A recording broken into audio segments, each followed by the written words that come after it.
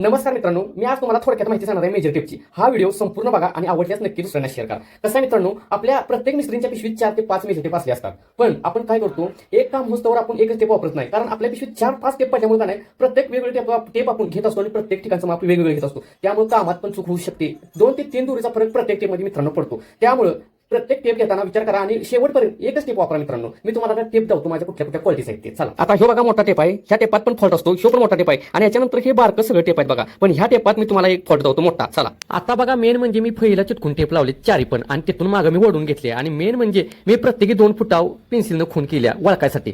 हाय का नाही फॉल्ट मोठा होणार सगळा खेळ खंडोबा कामाचा कसा रामबाडाच विषय लय हार्ड आहे हो. म्हणून मित्रांनो, शेवटपर्यंत आपल्याला एकच टेप वापरायचा आहे. पूर्ण घराचं काम होस्तवर, ग्रिल होस्तवर, खिडक्या होस्तवर एकच टेप वापरा. म्हणजे आपल्याला कामात काहीही दोष याचा नाही, काहीही फॉल्ट याचा नाही. म्हणून नंतर सगळं टेप वापरते की होणार सगळ्या कामाचा रामबाडाच. म्हणून एक टेप वापरा म्हणजे काम पण होईल कसं रामबाडाच.